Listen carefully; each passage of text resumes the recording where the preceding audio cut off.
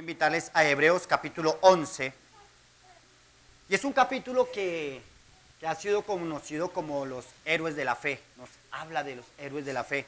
Y en el versículo 6 dice, pero sin fe es imposible agradar a Dios, porque es necesario que el que se acerca a Dios crea que le hay y que es galardonador de los que le buscan. Sin fe es imposible agradar a Dios. Esta semana miraba unos comentarios que suben en las redes sociales y un hombre subió uno que decía, la fe sola no basta, sin fe no, es necesario la fe, pero también es necesario obrar. Y mostraba dos caminos, entonces dicen yo creo, y al final se ve como que se perdieron, esos que dijeron yo creo. Y luego otro que dice yo creo y obro. Y entonces ese que dice que yo creo y obro, sí le resplandecía el sol y ellos sí. Y lamentablemente ese es el pensamiento con el que muchas iglesias hoy están predicando el evangelio.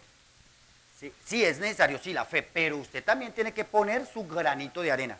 Usted también tiene que hacer, porque si no, entonces su salvación se pierde o no puede obtener la salvación. Y llegaba yo a una conclusión ahí y les escribía de todas maneras, no lo aguanté, y colocaba algo así como creer es el camino. Las obras son el resultado de haber creído. ¿Sí? Indudablemente las obras hacen una parte importantísima en medio de la iglesia y nunca vamos a negar que es necesario la obra, pero ¿cuál obra? ¿Qué obra es la que el creyente tiene que hacer? Sino aquella para la cual fue llamado. ¿Sí? No es la que se invente el cristiano o la iglesia. No es ese escaloncito más que le hizo falta a la cruz del Calvario. Ese latigazo más que le hizo a Cristo allí en la cruz del Calvario, entonces lo tengo que llevar yo. Esa gotica de sangre que de pronto se quedó allá en el cuerpo de Cristo, la tengo que derramar yo. Eso es lo que están enseñando aquellos que hablan de la salvación por obras, de la salvación fe más obras, porque no niegan que la salvación es por gracia y ni siquiera niegan la fe, pero la quieren ocultar y la quieren poner por debajo de su buen comportamiento o cómo se comportan en la iglesia y bueno, todas estas cosas que se han vendido en medio de la iglesia. Entonces quisiera llevarles a través de estos héroes de la fe, pero únicamente voy a nombrar algunos, porque quiero mirar qué pasa con esos que la escritura en el capítulo 11, por ejemplo, de Hebreos, por ejemplo, ahí nos menciona únicamente a los héroes de la fe. Por la fe Abel, ¿cierto? Ofreció más excelente sacrificio que Caín. Por la fe Noé preparó el arca. Por la fe Abraham hizo. ¿Y qué pasó con los que no tuvieron fe? ¿Cómo fue su actuar a pesar de que caminaron también con Dios? A pesar de que Dios les escogió para una obra, ¿sí? Y a pesar de eso, el que no hayan creído les llevó a un resultado nefasto, aun cuando obraron, aun cuando hicieron cosas, no fueron agradables a Dios. Entre ellos conocemos entonces el primero que es aquí, después de Abel. Se nos menciona de la siguiente forma allá en el versículo 4 del capítulo 11. Por la fe Abel ofreció a Dios más excelente sacrificio que Caín, por lo cual alcanzó testimonio de que era justo, dando Dios testimonio de sus ofrendas y muerto aún, habla por ellas.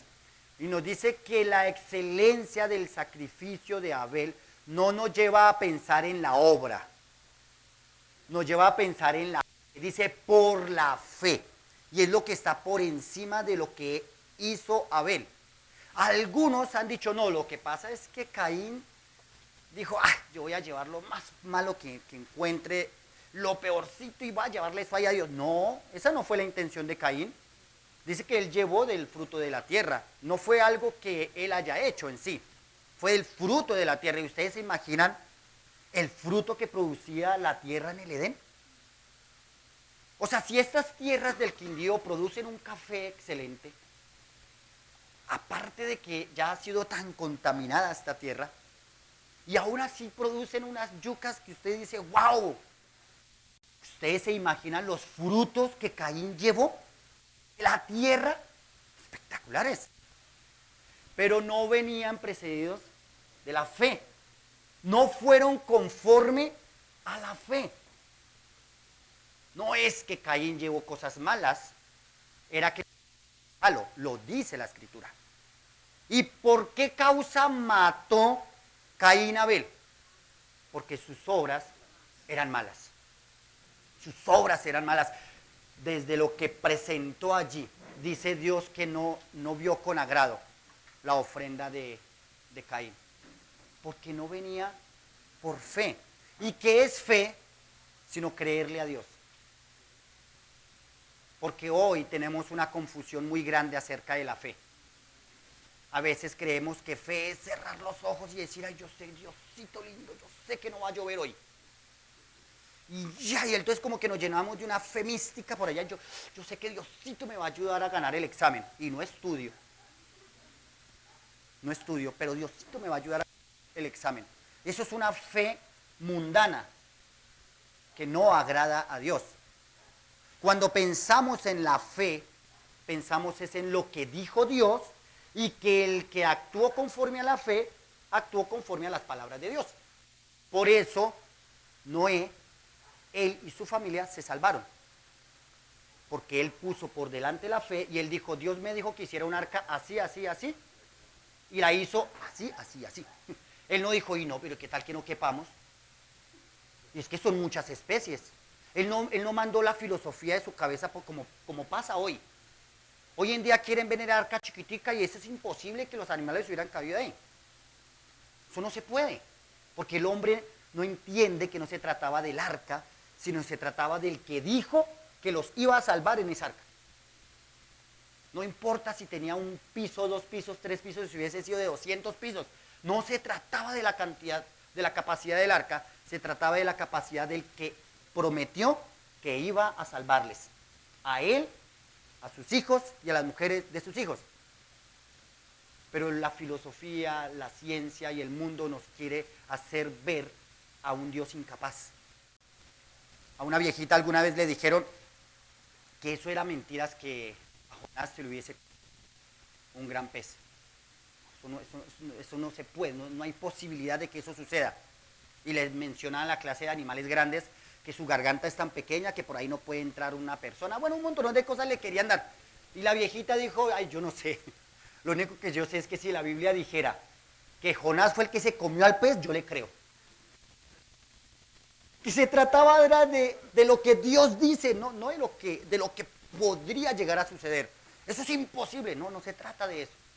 Se trata de que sin fe es imposible agradar a Dios. ¿Sí?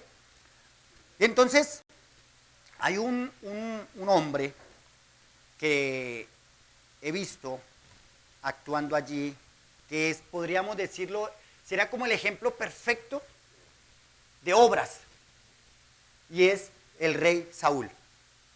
El rey Saúl. Quiero invitarles allí a la palabra de Dios en primer libro de Samuel.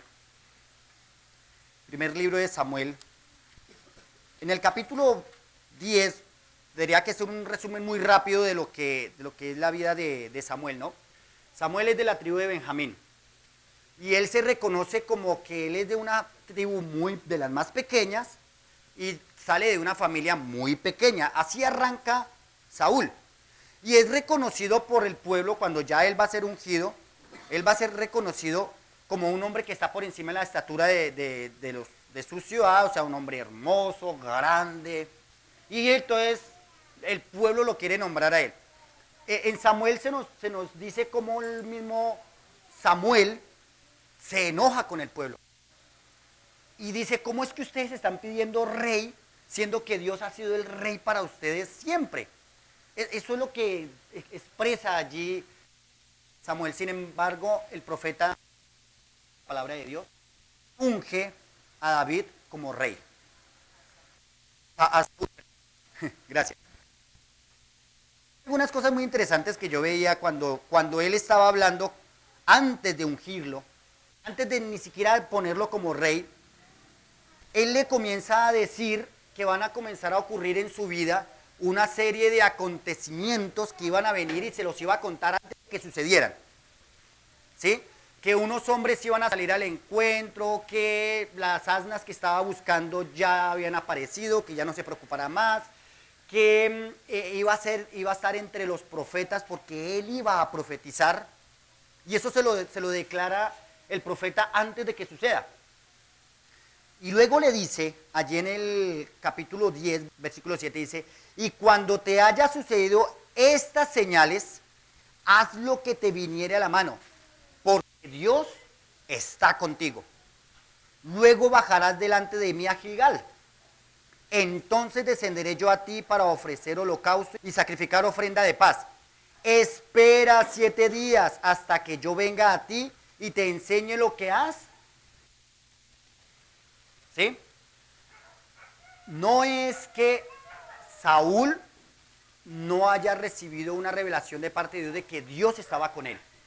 O sea, de ser ungido, Dios comienza a tratar con él y a preparar su corazón y se comienza a revelar a él y comienza a decirle, a través de señales te voy a demostrar que lo que te estoy diciendo ahorita que va a pasar, va a suceder. Y entonces vienen las primeras cosas. Y es más, Saúl, se formó un proverbio de él, dice, Saúl entre los profetas. Porque él comenzó a profetizar. A muchos que lo conocían dijeron, Saúl entre los profetas. ¿Qué idea? Es decir, no era nadie. Y los mismos que lo conocían decían, no, esto no, tendrá que ser de otra tribu, tendrá que ser, pero de la tribu de Benjamín, o sea, como que no. Y se extiende este dicho entonces de que Saúl iba a ser entre los profetas. En el capítulo 13, uno dice, había ya reinado Saúl 1 año, y cuando hubo reinado 2 años sobre Israel, escogió luego a 3,000 hombres de Israel, de los cuales estaba con Saúl 2,000 en Misma y en el monte de Betel, y 1,000 estaban con Jonatán en Gabaa de Benjamín, y envió al resto del pueblo, cada uno a sus tiendas. Ya habían pasado 2 años después de estas cosas que el profeta le había dicho. Él tenía claro lo que iba a pasar, y cuando él viera todas estas señales cumplidas, él iba a poder descender a Gilgal, donde estaba la guerra. Y entonces Saúl entiende esto y desciende entonces a Gilgal. Capítulo 13, versículo 8. Hasta el momento todo estaba bien. Hasta el momento todas las señales se estaban cumpliendo en él. Y allí en el versículo 8 le vemos probado al rey. Dice, y él esperó 7 días conforme al plazo que Samuel había dicho. Pero Samuel no venía a Gilgal. Y el pueblo se le des. Y miren, aquí arranca lo que hoy podemos ver como un hombre esforzado para alcanzar la salvación. Alguien que dice, yo tengo que poner de mi parte. Porque sí, claro, Cristo murió en la cruz del Calvario, pero uno tiene que ir a la iglesia, porque donde venga el Señor y no me encuentre en la iglesia, no estoy diciendo, si quieren no vengan. No, porque tenemos un mandato y ese es un resultado. Yo me congrego porque de haber creído, pero no me congrego para por. Y entonces encuentro que la salvación no se trata de la cruz del Calvario, sino de la iglesia y de mi esfuerzo. Versículo 9, miren lo que hace él. Entonces dijo Saúl, traedme holocausto y ofrenda de paz. Y ofreció el holocausto. ¿Se dan cuenta que no es que Saúl hizo algo malo en sí? O sea, trajo ofrenda, sacrificio. ¿Para quién? Para Dios. ¿Cuántas cosas religiosas buenas no hacemos? ¿Cuál era el problema entonces? El profeta había dicho, espere 7 días, ¿ya? Lo que tienes que hacer. Entonces venía primero la fe en obediencia para poder hacer una obra agradable delante de Dios. Y eso no fue lo que sucedió allí. Lo que sucedió allí es que se anuló la obra por encima,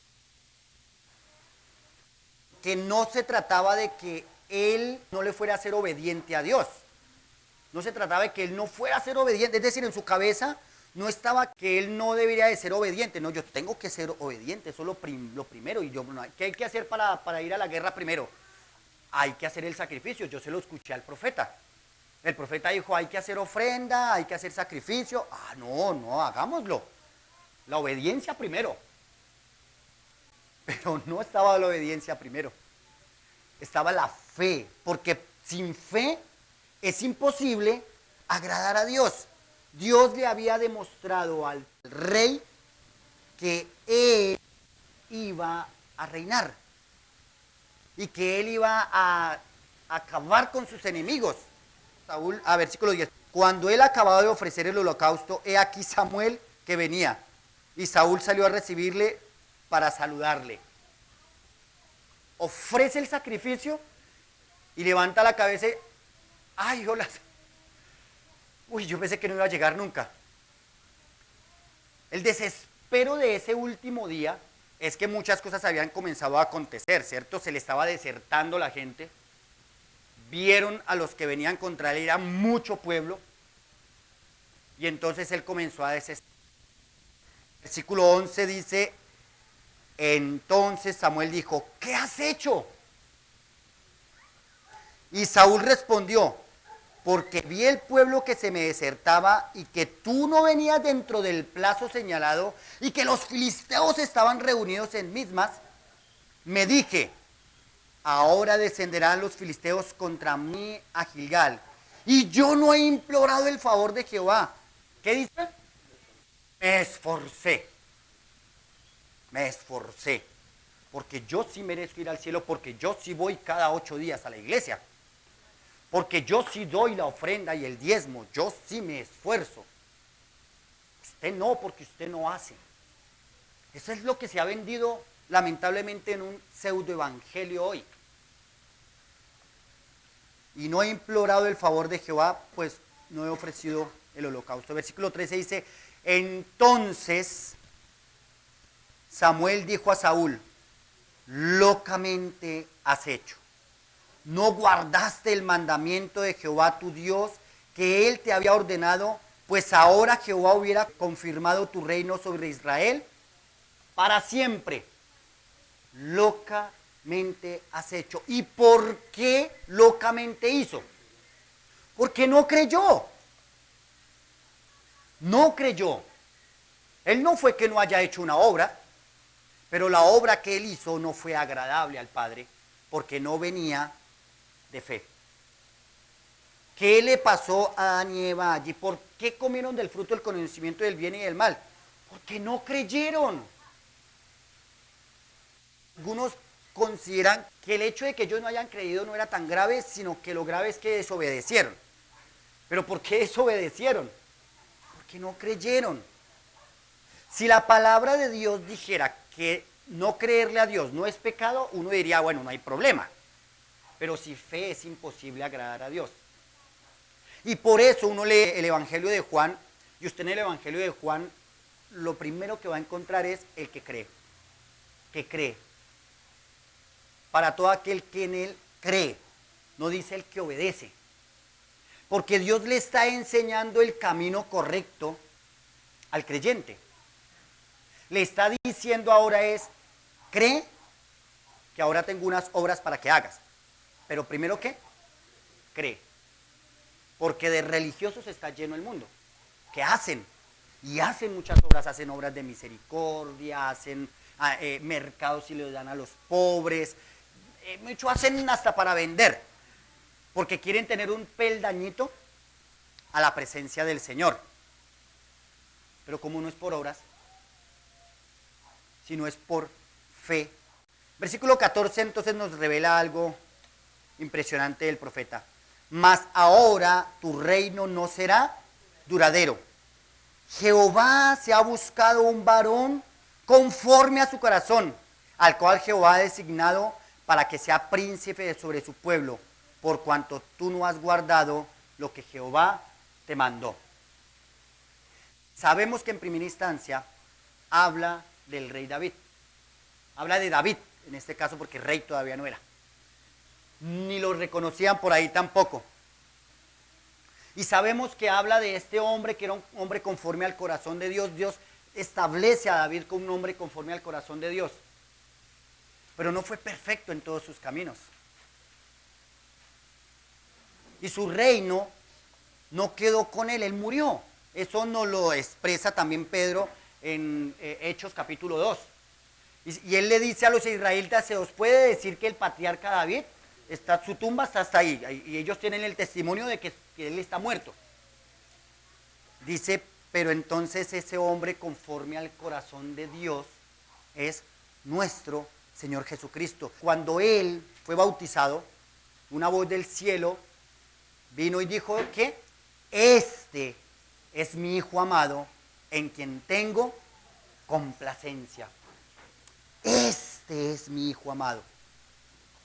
El contraste con este rey, del rey David, el contraste que encontramos entonces, que la obra de Jesucristo fue perfecta. Pero ¿por qué la obra de Jesús fue perfecta? La de Saúl no y la de otros hombres no. ¿Por qué la de Abel, de ella sí se da testimonio hasta hoy? Por la fe. El Señor Jesucristo cuando estuvo entre nosotros, Él dio testimonio de haber agradado a Dios. ¿Y por qué? Porque era uno con el Padre. Él decía, yo no hablo de mi propia cuenta. Las palabras que he escuchado del Padre, esas os enseño. El Señor Jesucristo no vino a inventarse una mejor forma de salvarnos. Él creyó al Padre. Son uno con el Padre. Eso es creerle a Dios. Cuando yo le digo a Dios, yo creo, me estoy colocando al lado de Él y estoy diciendo, como tú digas, se hará. Y los hombres que se pusieron al lado de Dios diciendo, yo creo, fueron uno con el Padre. En el sentido de su fe. Enoc, dice la Escritura, fue traspuesto para no ver muerte. Por fe. ¿Qué otra fe nosotros tenemos sino la Escritura? Desde lo que está aquí escrito hasta el final, hemos creído en ella. Y le decimos a Dios, tú eres fiel a tu palabra. Si tú dices que a través de un hombre que nació de una virgen, y tú dices que Él se hizo hombre siendo Dios, y tú dices que porque Él fue a la cruz del Calvario, fue sepultado y resucitó de entre los muertos, es que es a través de Él que nosotros somos salvos, te creemos. Te creemos. Confirma tu fe en nosotros. ¿Qué tengo que hacer? En gratitud de lo que ya tú hiciste. Porque no hay otra cosa. No hay obra que yo pueda poner por encima de Cristo. Pero cuando nos afanamos, cuando la religión ha afanado el mundo, como se afanó el rey Saúl, locamente ha hecho. Podemos definitivamente comparar a las religiones con el rey Saúl. Hacen y hacen y hacen en el nombre de Dios. En el nombre de Dios. Porque Saúl presentó ofrenda para Dios. Y presentó sacrificio de paz para Dios. Él no lo presentó para otro Dios. Él no dijo, bueno, pues mientras viene, voy a presentar una ofrenda al Dios. No, él no se inventó otro Dios. Él lo llevó al mismo Dios, pero no fue agradable. Usted y yo podemos inventarnos obras para Dios, pero no vamos a ser agradables si la obra que llevamos no es la obra conforme a la fe, lo que se nos ha pedido que hagamos. Y ahí es cuando cobra sentido Santiago. Muéstrame tu fe por tus obras. Ahí es cuando cobra sentido. No es que Santiago esté diciendo que por obras es que nos salvamos. Él lo que está diciendo es, muéstreme que usted es salvo por sus obras. Es la exigencia que se le puede dar a una persona que dice que ha creído. Y ni aún así estoy autorizado para decir, ah, no, como este está yendo a la iglesia, por eso está salvo. No, porque la Escritura misma también nos ha dicho que eso no nos corresponde a nosotros. Que un día el Señor es el que va a limpiar el trigo de la cizaña. Eso lo hace el Señor, no nosotros. Pero hoy nosotros vemos a un varón, nuestro Señor Jesucristo, perfecto en todos sus caminos. Su obra perfecta en la cruz del Calvario. Se nos presenta que dice allí en el Getsemaní de Jesús, si es tu voluntad, pasa de mí esta copa. Pero no se haga lo que yo digo, sino tu voluntad. Saúl dijo, yo no voy a perder el reinado. Donde se me vengan esos encima, yo no voy a perder lo que he conseguido. Yo no era nadie. No era reconocido ni siquiera entre el pueblo, era de las familias más... Ahora soy el rey, ¿cómo voy a perder mi reinado? Jesucristo, siendo Dios, se humilló a sí mismo. Entre los hombres no fue reconocido como rey, siendo el rey. Entre los hombres no fue reconocido como Dios, siendo Dios. Y dice entonces la palabra de Dios que fue ¿qué? Obediente hasta la muerte y muerte de cruz. Una obra que fue, un sacrificio que fue perfecto y que fue agradable al Padre. Esa es la obra por la cual nosotros podemos decir somos salvos. No porque me esforcé, no porque en tal día yo sí recibí a Cristo en mi corazón y el día que yo esté delante de la presencia del Señor, Él me va a preguntar, ¿y por qué debo dejarte entrar al cielo? Como nos enseñaron durante muchos años en muchas iglesias. ¿Y qué voy a responder? Porque yo creí en Cristo. Ah, porque yo... No, hemos aprendido a colocar la fe por delante de nuestras obras. Es porque Cristo Jesús ofreció el verdadero sacrificio. Y de Él hacemos memoria en esta mañana. Si no has conocido a Cristo como tu único y Señor y Salvador personal, si Él no ha alumbrado los ojos de tu entendimiento, hoy clamamos como iglesia que Dios abra tus ojos y que puedas entender por misericordia, como hizo con nosotros, por pura misericordia, dejarnos ver que el sacrificio de Cristo es perfecto, que no necesito hacer nada, que no puedo hacer nada más por mi salvación. Que no necesito presentarme delante de Jesús como el joven rico y decirle, ¿qué debo hacer para heredar el reino? ¿Qué más me toca? ¿Qué otra cosita más tengo que hacer? Sino que podemos reconocer delante de Él y podemos decir, Cristo Jesús fue a la cruz del Calvario en mi lugar, no hay nada más que hacer, yo creo.